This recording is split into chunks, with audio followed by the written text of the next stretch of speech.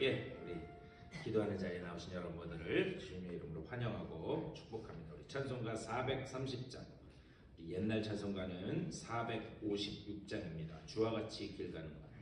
새 찬송가는 430장, 옛날 찬송가는 456장, 주와 같이 길 가는 것. 찬송하면서 새벽 기도 시작하겠습니다.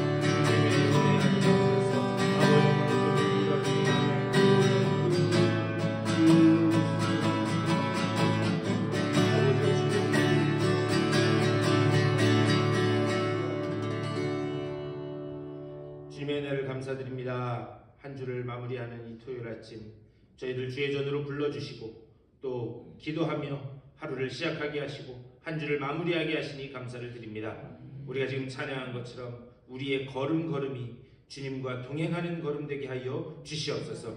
그리하여 주님의 그 강권적인 손길로 이끄실 때에 온전히 순종하며 나가게 하여 주시고 그 가운데 우리에게 예비된 그 놀라운 복과 은혜를 온전히 우리의 삶 가운데 누리는 복된 주의 백성들 다 되게 하여 주시옵소서. 오늘 이 아침에도 주님의 말씀을 나눌 때에 주의 음성이 들려지게 하여 주시고 또한 그 말씀 붙잡고 기도할 때에 막혔던 문제들이 열려지는 귀한 아침 될 수 있도록 인도하여 주시옵소서. 감사드리고 주 예수 그리스도의 이름으로 간절히 기도드리옵나이다. 아멘. 하나님의 말씀 보시겠습니다.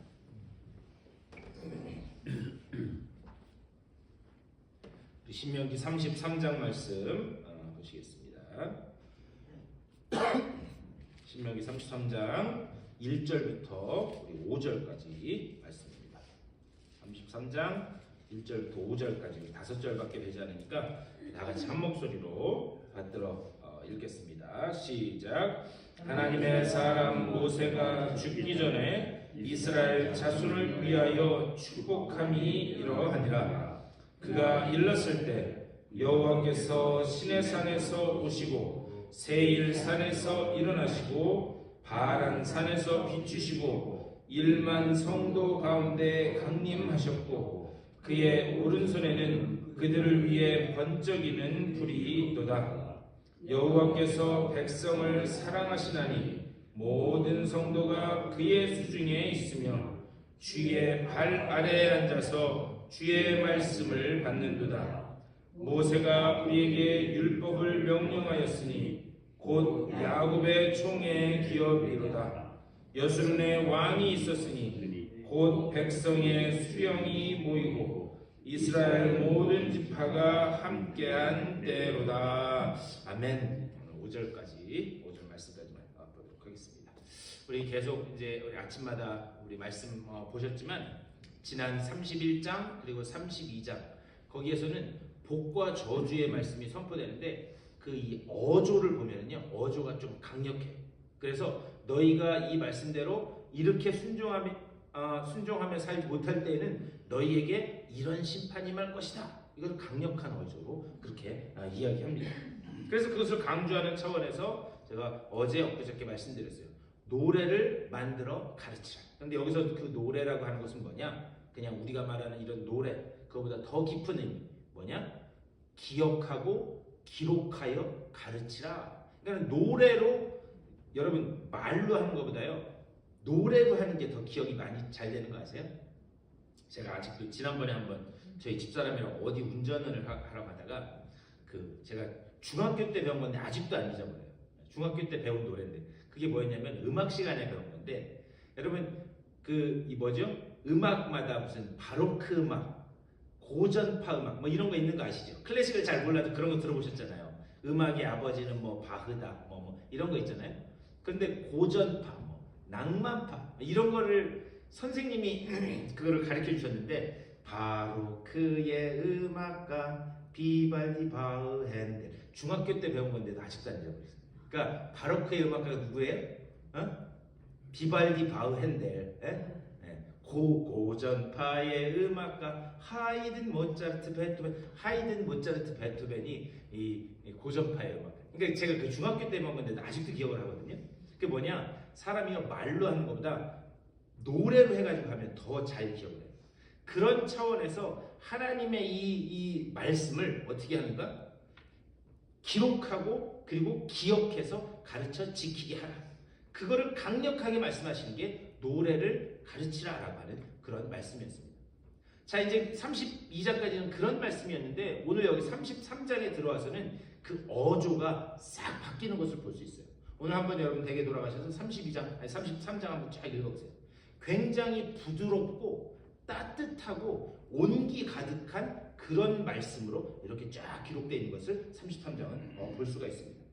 그런 어조를 가지고 격려하고 축복하는 그런 말씀을 선포하고 있습니다. 과연 어떤 축복의 말씀을 선포하고 있는가? 1절과 2절에서 이렇게 말씀합니다. 하나님의 사람 모세가 죽기 전에 이스라엘 자손을 위하여 축복함이 이러하니라. 그가 일렀으되 여호와께서 시내산에서 오시고 세일산에서 일어나시고 바란산에서 비추시고 1만 성도 가운데 강림하셨고 그의 오른손에는 그들을 위해 번쩍이는 불이 있도다. 이렇게 말씀합니다. 자, 그 축복의 내용이 2절에 자세하게 나와 있는데 뭐냐? 시내산에서 나오시고 세일산에서 일어나시고 바란산에서 비추신다. 여기 산이 3개가 나와요. 시내산, 세일산, 바란산. 이 세 산은 뭐냐면 이스라엘 백성이 지난 40년간 광야를 걸어올 때에 핵심적인 역할을 했던 그런 그 핵심이 되는 지표가 되는 그런 산이 이 세 산입니다. 결국 뭐냐? 이 세 산은 지나온 이 이스라엘 백성의 광야 40년을 이렇게 이 산을 가지고 대표해서 이야기하고 있습니다. 그런데 2절 끝부분에 뭐라고 이야기하는가? 그들을 위해 번쩍이는 불이 있도다 이렇게 말씀해요. 번쩍이는 불이 있도다. 이 말의 원래 의미는 뭐냐? 불붙은 말씀이라는 거예요. 여러분들 성경책 보시면은요 거기 1번 해놓고 각주 돼 있어요. 그리고 불가타 성경에는 불붙는 말씀 아마 이렇게 되어 있을 거예요. 그러니까 이게 뭐냐면 원래 이 히브리 원문에도 불타는 말씀이라는 거예요. 불붙는 말씀. 성경에서요 불이라고 하는 것은 두 가지 의미가 있습니다. 뭐냐? 첫 번째는 심판. 심판에서 소멸한다라고 하는 그런 의미를 가지고 있습니다. 또 다른 의미는 뭐냐? 강력한 힘. 강력한 힘도 불이라고 하는 거예요. 결국 뭐냐? 불붙는 말씀, 맹렬한 말씀이라고 하는 말은 그 말씀을 순종하며 살아가는 그 사람들에게는 불같은 강력한 힘이 그들의 삶 가운데 나타날 것이고 그 말씀대로 순종하며 살지 못하는 자들에게는 심판의 말씀으로 소멸의 말씀으로 그들에게 임할 것이다. 그것을 이렇게 말씀하는 겁니다. 이스라엘 백성은 시내산에서 하나님의 불타는 말씀을 들었어요. 이 하나님의 불타는 말씀이라는 것을 우리가 어떻게 알 수 있냐? 출애굽기 19장 18절에서 이렇게 말씀합니다. 시내산에서 연기가 자욱하니 여호와께서 불 가운데서 거기 강림하십니다. 그 연기가 옹기가마 연기같이 떠오르고 온 산이 크게 진동하여. 다시 말하면 시내산 가운데 하나님이 임재하실 때에 어떻게 하는가? 연기가 자욱하고 그리고 불 가운데서 거기 산에 임하셨다. 하나님인데 거기서 하나님이 그 시내산 가운데 임재하셔서 하나님이 이스라엘 백성에게 말씀하신 모세에게 말씀하신. 그러니까는 결국 여기서 하나님의 말씀, 불타는 말씀, 하나님의 음성 이 두 개를 연결해서 이렇게 말씀합니다. 근데 제가 좀 전에 불이라고 하는 것은 심판, 소멸 그것을 의미한다고 그렇게 말씀드렸어요. 그렇다면 이스라엘 여러분 지금 신명기 이제 거의 끝부분 왔는데 제가 계속해서 여러 번 말씀드렸습니다. 이스라엘 광야 40년을 되돌아볼 때 오직 뭐만 남았는가? 그 결론은 불순종. 이스라엘 광야 40년을 되돌아보면 그들은 늘 하나님 앞에 불순종하고 대적했다는 거예요. 그렇다면 여러분 한번 생각해 보세요. 하나님의 말씀에 불순종하면 그 불타는 말씀이 그들에게 뭘로 임했었어야 돼요? 심판으로, 소멸로 임했었어야 하는 게 당연한 이치입니다. 그런데 오늘 이 33장 말씀을 보면요, 이 불타는 말씀이 심판의 말씀이 아니라 축복의 말씀으로, 위로와 격려의 말씀으로 주어지고 있다라는 그런 말씀입니다. 과연 이게 무슨 뜻인가? 사실요, 이게 우리를 향한 하나님의 마음이라는 거예요. 저는요, 이 말씀을 이렇게 보고 제가 아이를 키워보면서 제가 자녀를 키워보니까 하나님의 마음이 어떤 건지 알 것 같아요. 저도요, 정아도 그렇고 정원이도 그렇고 애들이 어떻게 맨날 잘하기만 하겠어요. 저도 부모님한테 맨날 잘 못하는데. 그런데 그럴 때는 아주 미워요. 미워 죽겠어. 얄미워 죽겠어요.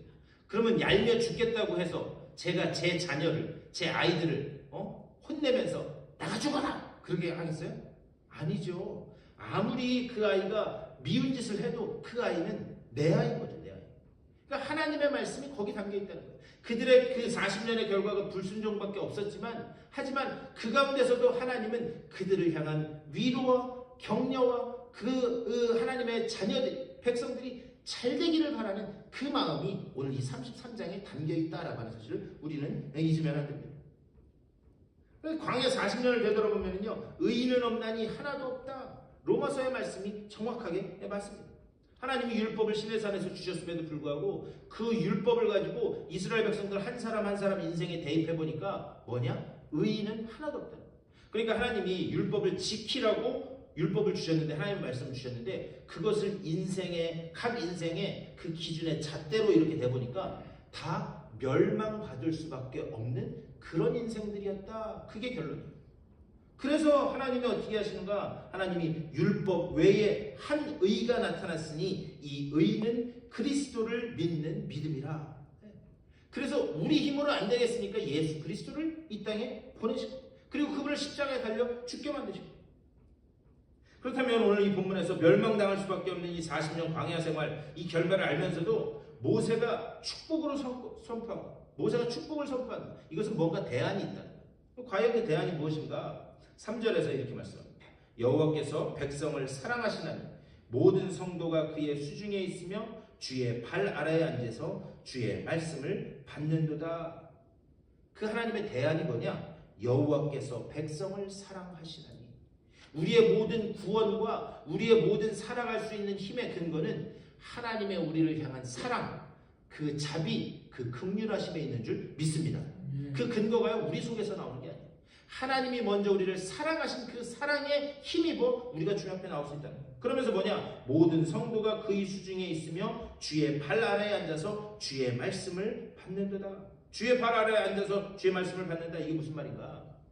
여러분, 누가복음 10장 42절 이하를 보면 여러분 잘 아시는 말씀이었어요. 예수님이 나사로와 그리고 마리아와 마르다의 집에 방문을 하셨습니다. 그래서 거기에서 이제 주님이 오셔서 말씀을 막 풀어서 가르쳐 주세요. 그런데 사람들이 여러 사람이 왔으니까 이제 식사 때가 되니까 뭔가 대접해야 될 거 아니에요? 그래서 언니인 마르다는 주방에 가서 열심히 요리를 하고 있었어요. 그런데 동생인 이 마리아는 뭐 하고 있었어요? 주님의 발 아래에 앉아서 말씀만 듣고 있는 거예요. 그러니까 분주하게 일하던 그 마르다가 불평 섞인 소리를 한 거죠. 아니, 와서 좀 도와줘야지. 사람이 손님이 왔는데 네가 지금 거기 가서 말씀 들을 때냐? 그런데 그때 주님께서 마르다에게 하신 말씀이 있어요. 뭐냐?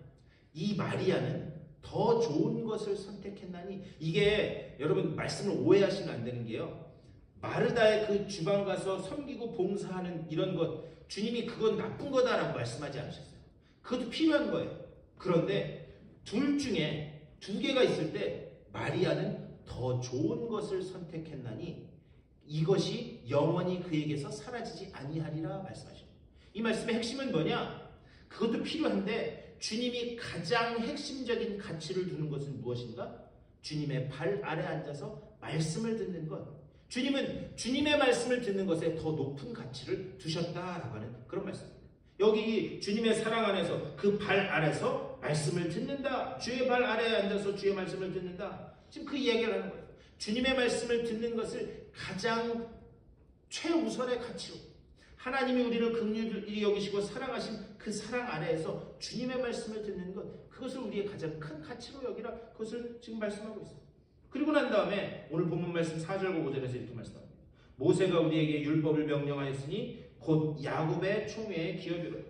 여수론의 왕이 있었으니 곧 백성의 수령이 모이고 이스라엘 모든 지파가 함께한 때로다. 이렇게 말씀합니다. 여기 5절에 보면은요, 여수론의 왕이 있었으니 여수론이라고. 그런데 이 여수론이라고 하는 말이 성경에 총 4번 나옵니다.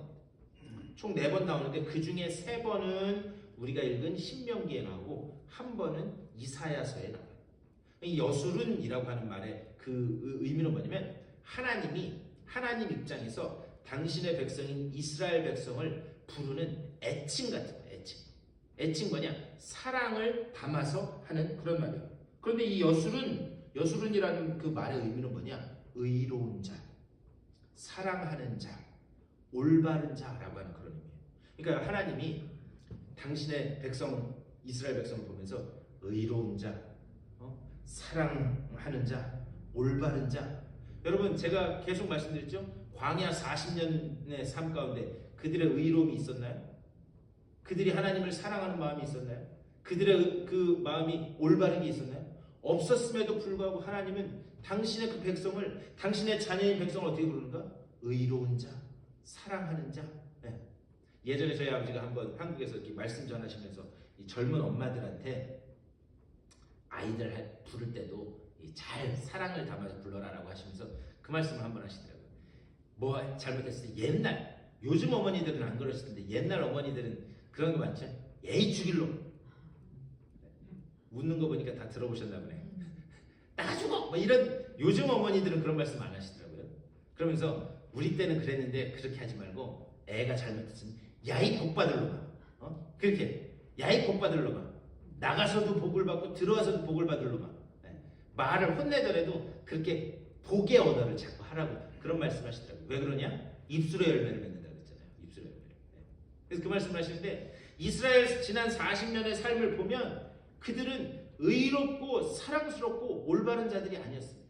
그럼에도 불구하고 하나님이 당신의 백성들을 뭐라고 부르느냐? 여술은 의로운 자, 사랑하는 자, 올바른 자 이렇게 부르고 있어요. 그런데 문제는 뭐냐? 여기에서 특별히 이제 우리 어제 하는 32장 15절에서 이렇게 말씀해요. 그런데 여수르니 기름짐에 발로 찼도다. 내가 살찌고 비대하고 윤택함에 자기를 지으신 하나님을 버리고 자기를 구원하신 반석을 없인 여겼도다. 무슨 말이냐? 이스라엘 백성 여수른이 배가 부르면 어떻게 했다고? 발로 찼도다. 누구를 발로 차요? 하나님의 말씀. 하나님을 발로 찬 거예요. 하나님이 40년 동안 먹이시고 입히시고 보호하셨는데 이제 자기들이 등 따스고 배부르고 하니까 하나님 필요 없어. 그리고 발로 찼다. 그것을 32장 15절에서 이렇게 얘기해요. 우리가 바로 그랬다는 거예요. 배부르니 하나님의 은혜를 잊어버린 거예요. 그런데 여기에 하나님의 더 큰 은혜가 있다.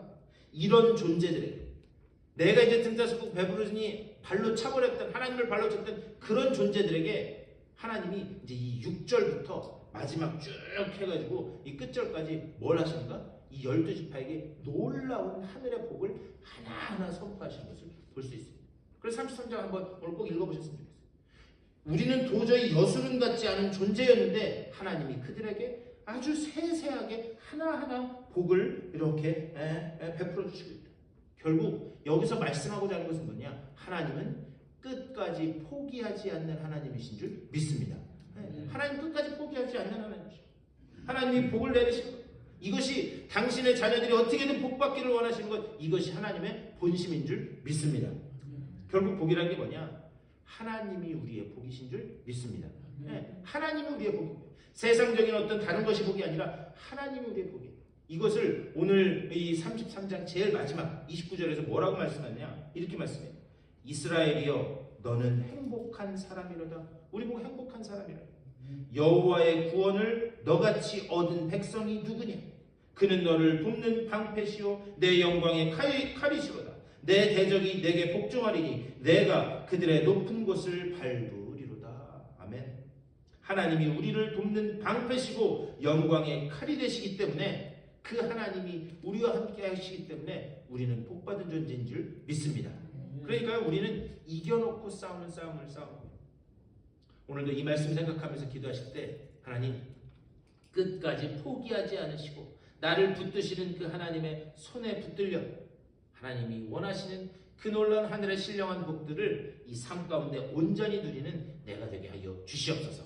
이렇게 기도하심으로 오늘 하루도 말씀 붙잡고 승리하실 수 있게 되기를 주님의 이름으로 간절히 축원합니다. 우리 다 같이 기도하겠습니다. 말씀 생각하면서 우리 기도하실 때 이겨놓고 싸우는 이 싸움에서 오직 주님의 손을 의지하여 담대히 세상으로 나아가는 내가 되게 하여 주시옵소서. 기도하시고 우리 교회를 위해서 기도해 주시고 또 내일 주일 예배를 위해서 또한 우리 아픈 분들을 위해서 또 우리 개인적인 기도의 제목들을 놓고 기도하시고 삶의 자리로 돌아가시도록 하겠습니다. 다 같이 한 목소리로 기도하겠습니다. 주님의 크신 사랑과 은혜를 감사드립니다. 아버지여 우리를 놓지 않으시는 그 주님의 은혜의 손길에 강력한 그 손길에 우리가 이미 붙들려 있는 줄 믿습니다. 아버지 정말 그 손에 붙들려 아버지여 이 세상을 향해서 나아갈 때 담대한 걸음을 떼는 우리 모두가 될 수 있도록 주여 붙잡아 주시고 인도하여 주시옵소서. 하나님이 우리의 복이십니다. 하나님이 우리의 돕는 방패시고 영광의 칼이 되시기 때문에 우리는 이미 복받은 존재인 줄 믿습니다. 이 아버지 정말 그 놀라운 구원의 은혜가 아버지 정말 이 놀라운 하늘의 복받은 자녀들의 아버지 정말 이 고백이 우리의 입술을 통하여 계속해서 주님 앞에 올려드려지게 하여 주시고 그 가운데 아버지 정말 주님 예배하신 그 놀라운 영광의 길로만 나아가는 우리 모두가 될 수 있도록 주여 인도하여 주시옵소서. 우리가 비록 주님 앞에 온전치 못한 존재일지라도 아버지 정말 우리를 의로운 자, 우리를 사랑하는 자, 우리를 올바른 자라고 부르시는 그 주님의 그 놀라운 우리를 향한 마음을 생각하면서 아버지 정말 주님 앞에 감사함으로 나아가게 하여 주시고 넘어지더라도 십자가 앞으로 넘어지는 우리 모두가 될 수 있도록 주여 인도하여 주시옵소서. 아버지 정말 우리 교회를 주님께서 붙잡아 주시옵소서. 주님의 뜻이 계셔서 이곳에 우리 교회를 세워주시고 아버지 정말 주의 복음을 증거케 하시니 감사를 드립니다. 우리가 이제부터 여기에서 주의 말씀을 증거하며 아버지 정말 주의 말씀을 선포하며 나아가는 아버지 정말 구원의 방주 역할을 온전히 감당케 하여 주시옵소서. 이 일을 위하여 온 성도들이 한 마음 한 뜻을 이루게 하여 주시고 아버지 정말 주님께서 기뻐하시는 아버지 정말 그런 충성된 일꾼들로 나설 수 있도록 아버지 붙잡아 주시옵소서. 한마음 한뜻을 이루게 하여 주시고 주님의 뜻과 일치된 꿈을 꾸게 하여 주시고 아버지 정말 그 꿈을 꾸며 아버지 정말 한 소망을 가지고 나아가는 운명이 될 수 있도록 인도하여 주시옵소서. 육체의 질병으로 인하여 고통받는 아버지 정말 주님의 귀한 백성들이 있습니다. 한 분 한 분 찾아가시고 위로하시고 아버지 정말 용기 주셔서 주님 주시는 그 놀라운 힘을 가지고 일어서게 하여 주시되 아버지 정말 그 아픈 부위에 주의 능력의 오른발로 안수하여 주시고 아버지 정말 주님께서 그 놀라운 그 구원의 능력으로 아버지와 그들이 온전히 회복되어지는 그래야 여호수아께 주님 앞에 나와 같이 예배하며 영광을 얻는 그날이 오소서 구할 수 있도록 주여 아버지 붙잡아 주님 좀 인도하여 주시옵소서. 아버지 오늘 하루도 기도를 하루 시작한 주님의 귀한 백성들입니다. 한 분 한 분 찾아가시고 위로하시고 용기 주시사 주님이 주시는 그 힘과 능력과 은혜 안에서 아버지 다시 힘차게 일어서는 귀한 날 될 수 있도록 아버지와 붙잡아 주시옵소서. 주의 그 능력의 손길이 저들과 함께함을 아버지와 보게 하여 주시옵소서.